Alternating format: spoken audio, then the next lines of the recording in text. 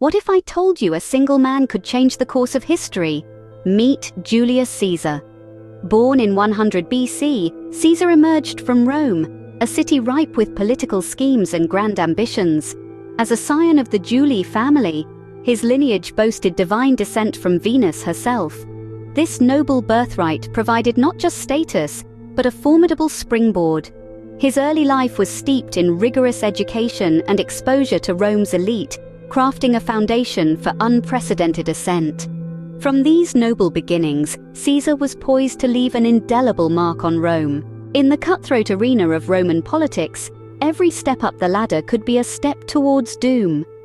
For Julius Caesar, navigating this perilous landscape began with astute alliances and political maneuvering. His marriage to Cornelia linked him to the powerful populist faction, setting the stage for his ascent in the turbulent Roman political arena. Caesar's ambition didn't stop at marriage alliances. He adeptly secured the prestigious position of Pontifex Maximus, the chief priest of the Roman state religion. This role didn't just offer religious influence, it provided a significant political leverage, allowing Caesar to wield substantial power within the Republic. Meanwhile, Caesar's military prowess was on the rise. His campaigns in Spain were not just skirmishes, but strategic masterstrokes that enhanced his reputation back in Rome. These victories were not mere displays of military might. They were calculated moves that positioned him as a leader capable of great conquests and governance. With each victory, Caesar wasn't just winning battles, he was winning the hearts of the people and the envy of the Senate. Imagine conquering an area nearly as large as the Roman Republic itself. This was Julius Caesar's ambitious achievement during the Gallic Wars from 58 BC to 50 BC. Over these 9 years, Caesar's blend of military genius and brutal tactics carved a path through Europe, subduing the fiercely independent Gallic tribes. Caesar's campaigns began as preemptive efforts to prevent Gallic assistance to his enemies in Rome, but quickly escalated into full conquest.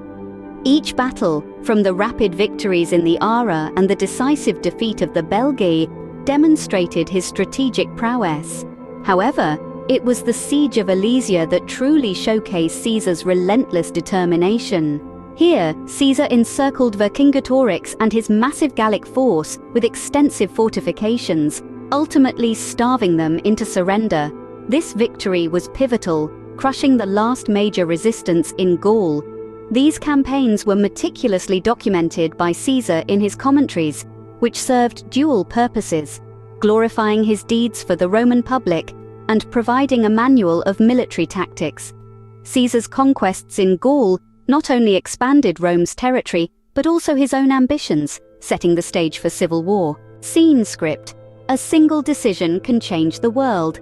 Caesar's crossing of the Rubicon was such a moment. Imagine the tension in Rome. The once iron bond between Julius Caesar and the Roman Senate had frayed to a mere thread. The Senate, wary of his rising power and influence, commanded him to disband his army and return to Rome as a private citizen. This was a guillotine poised above Caesar's political career, an unmistakable stripping of power and dignity. The Rubicon River, a shallow strip of water in northern Italy, marked the boundary.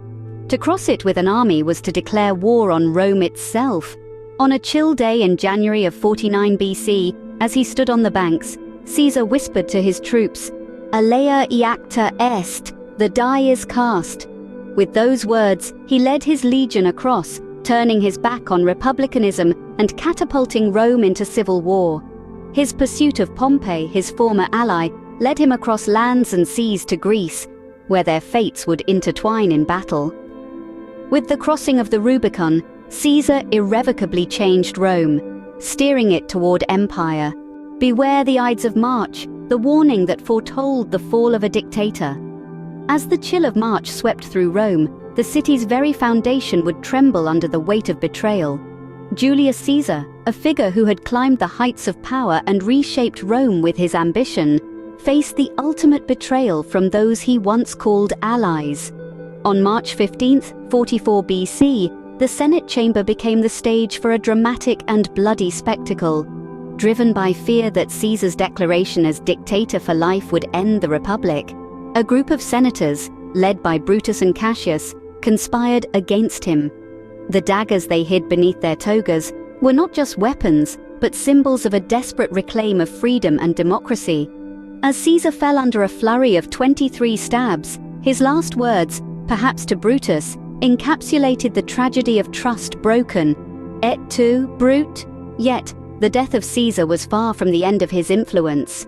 His assassination plunged Rome into a series of civil wars, ultimately leading to the rise of his adopted heir, Octavian, and the birth of the Roman Empire. Caesar's reforms, including the introduction of the Julian calendar, reorganized both time itself and the structure of Roman governance. His name became more than a memory. It evolved into a title. Emperors from Augustus to the Tsars of Russia and the Kaisers of Germany would adopt the name Caesar as a symbol of imperial authority. Julius Caesar, a name that echoes through history as a brilliant strategist, a ruthless leader, and a catalyst for the transformation of the Roman Republic into an empire.